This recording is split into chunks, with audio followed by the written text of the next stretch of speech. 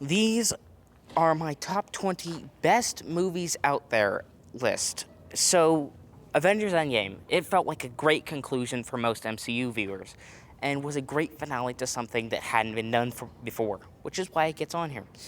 Thor Ragnarok, that one is my personal favorite of most of the MCU films.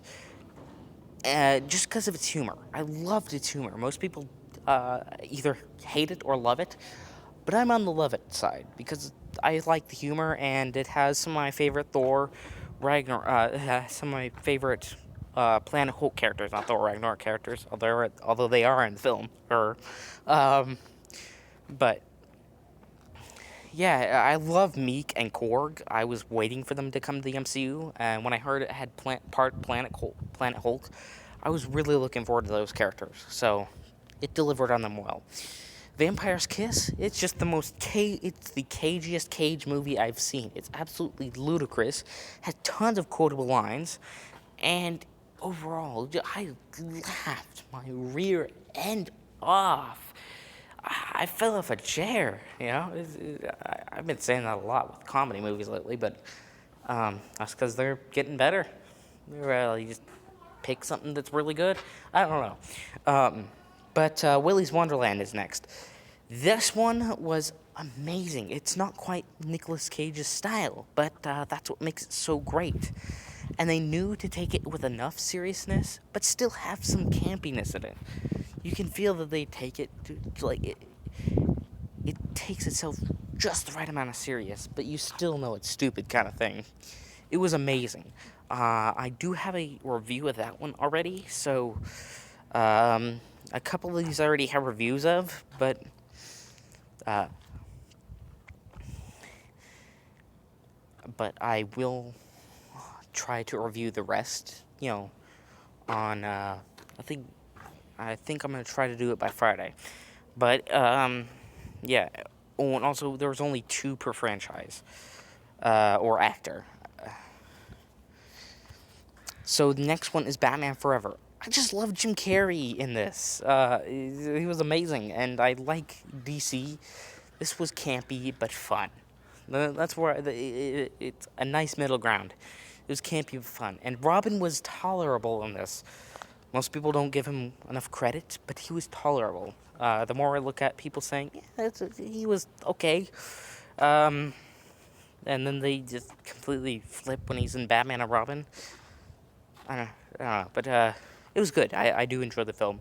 The Mask is a cult classic by this day and age.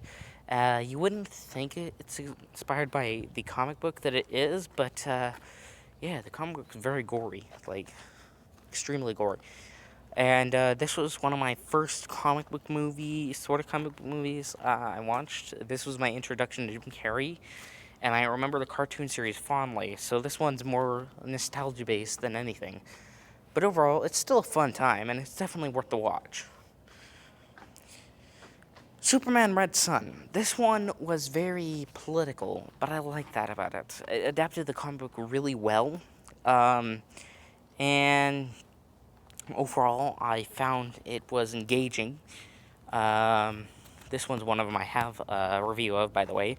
I found it really engaging. I found it fun. I found it dark and grim, but not too dark and grim. Because it could have gone really dark, but they had a nice middle ground. Overall, a great film and definitely worth the watch. Terminator 2. It just gets on here because of its action and all the stunts were real. They actually crashed a helicopter. They actually crashed a truck, and most of the effects when they're shooting the middle guy are real. The animatronics are incredible in this thing. Like the way they went was great. They knew to make CGI and physical, which not many people do these days. Which is sad because it's a dying art, and should this one just needs to be in there. It's a great film. Then there is Nightmare on Elm Street 3.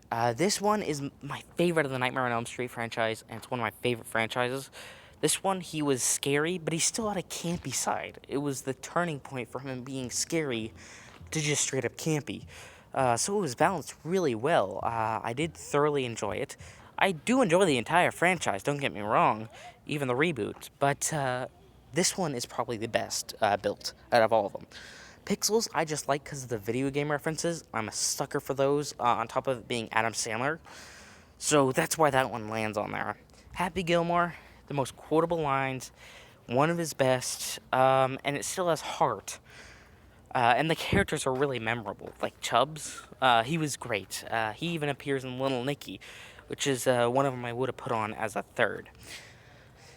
Knives Out, it was really well built. It kept just enough mystery, but it gave you just enough clues so you could figure out what was going on if you really tried hard enough. And it was engaging the first time viewing, and it's still interesting to see people who haven't seen it, and try to afterwards show them all the clues backwards in the movie instead of the very end. It was very well constructed and did have some lighthearted humor mixed with the dark humor, and I love dark humor, so it was balanced really well. And balanced really well is a good key for most of these.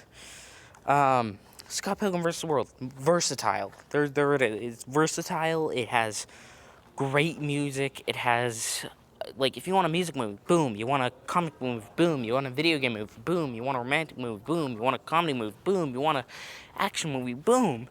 It has all those things in it, which really makes it shine, unlike any other movie I've seen.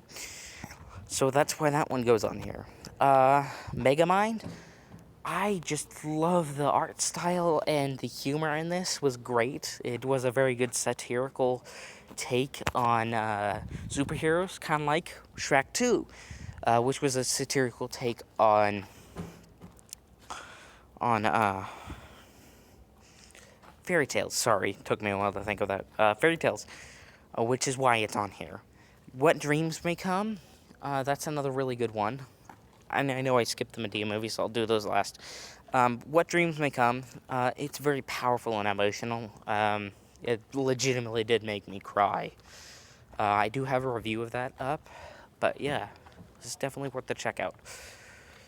Mrs. Doubtfire, it tackles a subject that not many movies I see tackle, which is divorce, which it does handle it really well. I think if a child were to see this, if they're a huge Robin Williams fan,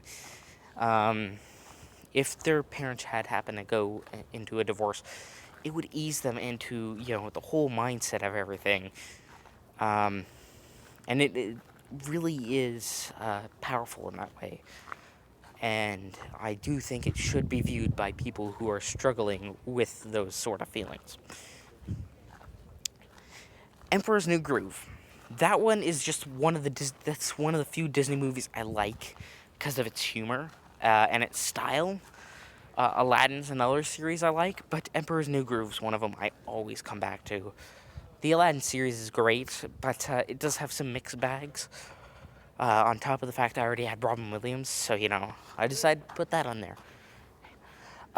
Then we have Medea's Family Funeral. The comedy in this is great. The black humor is amazing. And I don't mean that in color, sorry. Dark humor, not black humor. Although you can call it black humor because lots of reasons. I don't know, but it's overall a great film. Sorry for the stumble with that one thing. But yeah, it had great humor. I did enjoy it. It was funny. It did have some heart, just like A Diary of a Mad Black Woman. That one is powerful in hope and joy, but it still has a comedic side, and the character of Medea was introduced in here, so I gotta give it credit for that. Overall, I hope you have had a good time watching this, and watch the reviews of each and every one of them. So please subscribe, and have a good day.